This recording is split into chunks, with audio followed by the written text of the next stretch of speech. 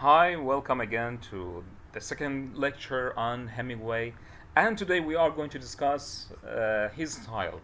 In the previous lecture, we talked about his iceberg theory and the way he tended to write his pieces of works and his literary texts, and how that iceberg theory works in his literary texts. Here, we will further discuss his style, his literary style, and how he tends to write his sentences and his ideas. So, if you haven't watched the previous lecture, please go back and watch that lecture. So, let's move on. Influenced by his journalistic career, Hemingway believes that by omitting superfluous and extraneous matter, writing becomes more interesting. When he became a writer of short stories, he retained this minimalistic style, focusing on surface elements without explicitly discussing the underlying themes. Before I move on, so we should know that he worked as a journalist. He was uh, a column writer for some magazines and newspapers.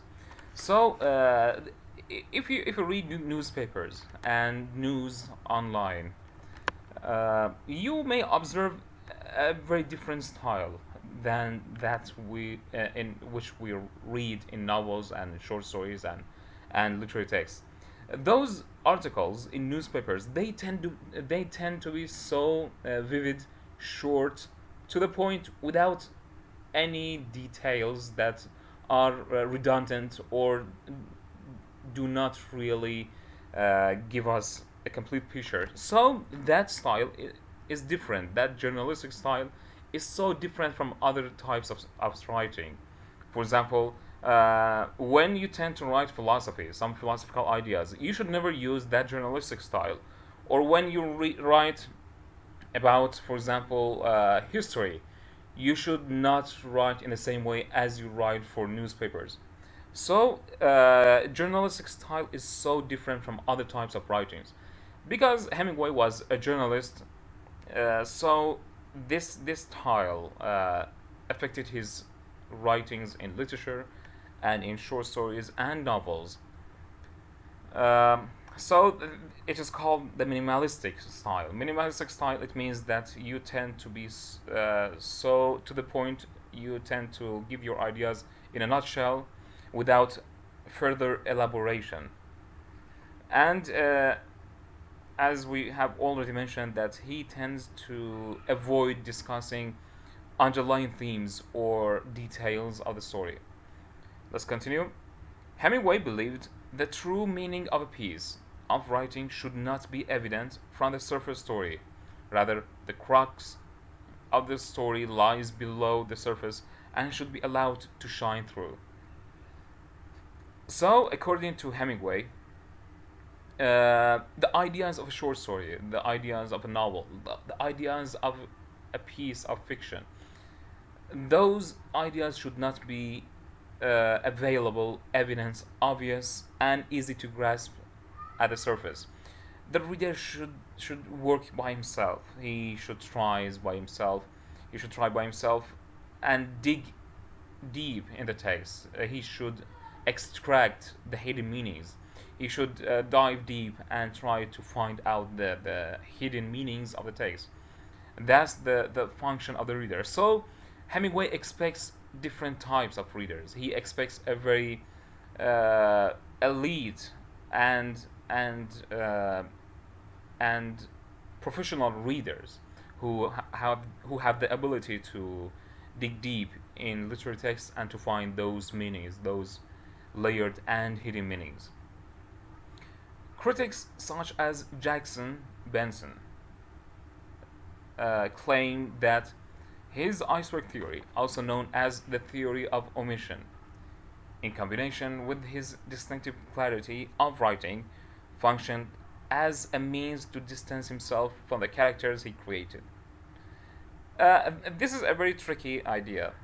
Look, while reading a text and while writing a text, the writer and the reader, they both should not be empathetic with their characters, because when we become empathetic, when we empathize with the characters, we will lose that sense of objectivity to analyze or to write our stories. We should always detach ourselves emotionally from the characters. We should always put in our minds, of course, when criticizing the text, when professionally analyzing the text, we should detach ourselves from the characters. We should never empathize with the characters. Otherwise, we will lose that ability to understand the functions and the mechanic style of the literature text, and we will be paralyzed with our emotions.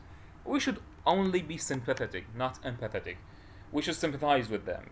That of course, being sympathetic gives us more power and understanding of the characters. We will go inside the mind and the heart of the characters. So, according to Benson, he believes that the theory of iceberg, the theory of omission, it is a theory that detaches the writer from from empathizing with his characters. This theory distances the writer Hemingway from his characters and from his writings.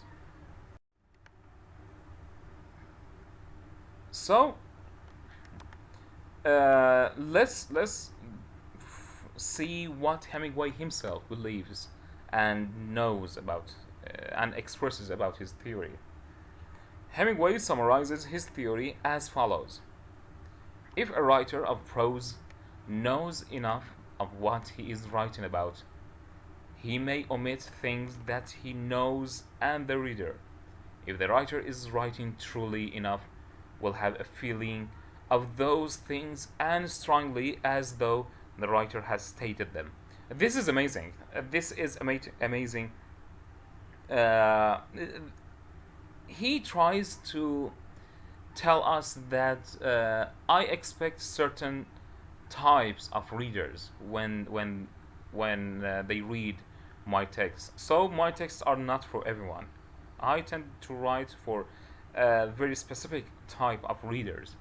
Those readers, I expect them to have enough professionality, enough understanding of literature text, that they can see through the words. They can go beyond the words, beyond the paper, beyond the text itself, to understand the hidden meanings of the text.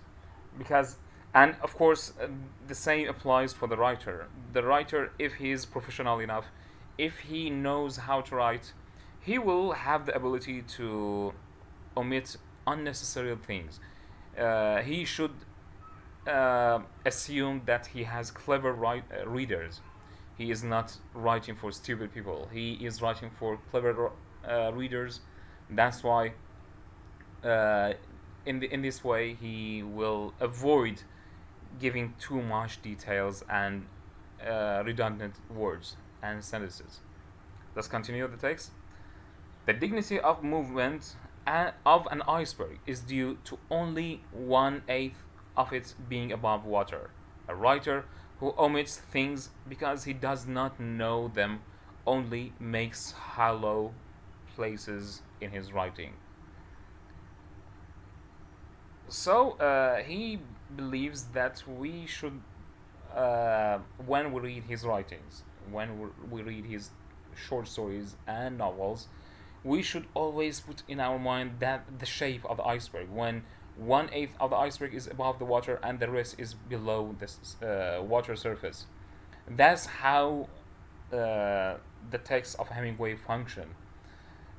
In this way, we can see the hidden meanings. In this case, we can also present alternative interpretations. We can also find other types of interpretations and readings, other than those that are expected and presented by the writer himself. This gives an extra freedom and emancipation for the reader to dig deep and understand the text. This is amazing, and this is a very tricky way to give way for unlimited numbers of interpretation of the text. This is very clever and tricky. Let's take an example from his text. Let's see how he writes. Okay, follow up, please. In the late summer of that year, we lived in a house in a village that looked across the river and the plain to the mountains. In the bed of the river, there were pebbles and boulders, dry and white in the sun, and the water was clear and swiftly moving and blue in the channels. Troops went by the house and down the road, and the dust they raised powdered the leaves of the trees. The trunks of the trees, too, were dusty, and the leaves fell early that year, and we saw the troops marching along the road, and the dust rising, and leaves stirred by the breeze falling, and the soldiers marching, and afterward the road bare and white except for the leaves. This is amazing. This is so powerful. This image, this scene that was presented by Hemingway, it ignites your imagination. We find so many imaginaries here.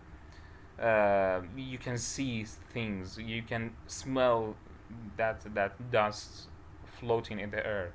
You can feel the breeze. You can hear the voice of those people, and this is amazing. This is so beautiful. So here we see number one. We see one syllable words are so recurrent here. They are one syllable words. In the late summer of that year, we lived in a house in a village that looked across the river and the plain to the mountains. So this one syllable words, it gives such a smoothness in the text. It just pushes you to the next word. It just drags you to the end of the sentence without being able to stop.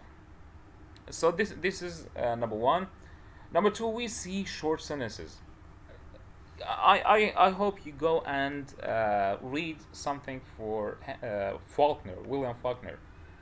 They were rivals, by the way. They disliked each other. Okay, there was a competition in the writing between these two, and they were on the opposite fronts. They were entirely against each other in the type and the style of the writings. We see short sentences here, while in other novels like Faulkner, as I told you, you see long wave-like sentences that they always try to compete with each other, like waves that go one wave goes higher than the other, and the third goes higher than the other two waves, and they are just competing with each other. They are so intermingled and they are so mixed. While here we see very simple, very straightforward, and very simple grammar and syntax in the sentences. They are short, vivid, and fast. We also see that he uses very simple words. Okay, of course, this is a good news for you, non-native readers and writers and students. In order to be a great writer, you don't need to know such great words. It doesn't mean that knowing so much words uh, will make you such a great writer or such a great speaker. Look, this is the style of Hemingway. He writes in a very simplistic, minimalistic, short, forward, obvious style and way. And he won the Nobel Prize, I think, in 1950s. Okay, so you don't need to have such a great reservoir of words and vocabularies. With such simple and obvious words, you can become a great writer and a great speaker. So, thank you very much.